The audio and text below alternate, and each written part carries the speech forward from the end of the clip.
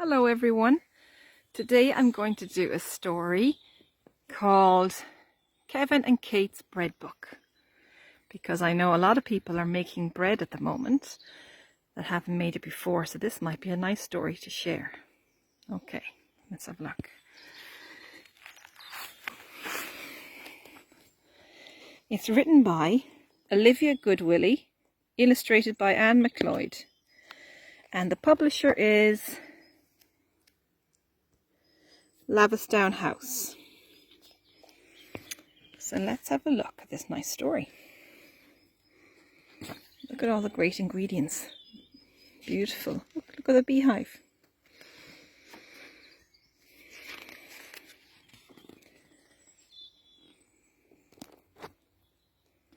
The children's granny needed some bread, so two ideas came into her head. She could go to the shop and buy some off the shelf, or roll up her sleeves and make it herself. What do you think? Which one is more fun to do? So, being the kind of granny she was, she looked in the kitchen cupboard because I wonder what she's got in there. She needed some flour, but none to be seen. Just pasta and sugar, and also a bean. So she said to the children, "I can't do it now. Instead, I will go and milk Daisy the cow." Kevin took Kate by the hand and he said, "Let's do it ourselves. I know how to make bread." Okay. So they jumped on their pony, rode off down the street till they came to the farmer who liked to grow wheat. They cut it, then banged it, and thrashed it around, and the grains of wheat scattered all over the ground. Wow, so that's how you make it. But the wheat was all grainy despite all the shaking, not fluffy and white, not a bit good for baking. So they jumped on their pony, rode over the hill, where they came to the miller, who owned a fine mill. What happens at a mill? They poured in the grains, and in less than an hour of turning the handle, had plenty of flour. Wow, so that thing grains into beautiful flour. Did you know that? The children were worried.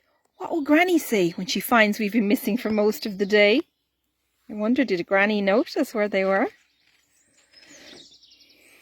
So they jumped on their pony in a rush to get back. Kevin rode quickly while Kate held the sack. Wow. They pulled out the bowl, put in flour and yeast, added water and sugar, and hoped for a feast. Let's see, does the yeast do its magic? They kneaded the dough until it was done, then put it to rise. They were having fun. Oh, it's lovely kneading bread. It's a lovely feeling. Watching it and then watching it rise. They wrapped it up gently and kept it quite snug with a fine linen tea towel and also a rug. Oh, you have to keep it warm when it's rising. Okay. After some time, they got quite a surprise, for the dough and the tea towel had doubled in size. Yeah, it's amazing how that happens. And then it was time for making the loaves, so they got out the tins and turned on the stove. So yes, the next job is putting the risen dough into the tins. With the bread in the oven, they closed up the door and watched through the window as it rose up some more. Oh, that's a lovely, lovely thing to do, is to watch the bread rising when it's cooking. There's a lovely oven, isn't it? I'd love one like that. Then Granny came in and she said, "Now please tell me, what is that wonderfully scrumptious smell?" Bread always smells great when it's baking. So they told her their story in fear she'd be mad, but she laughed and said, "Making bread's never bad." I think she's proud of them. At last it was time to eat what they'd made. They got butter and honey and good marmalade. Oh, that sounds like the best way to have it, doesn't it? They sliced and they buttered it over the tops. And they all agreed making was better than shops. Well, I think that's so too.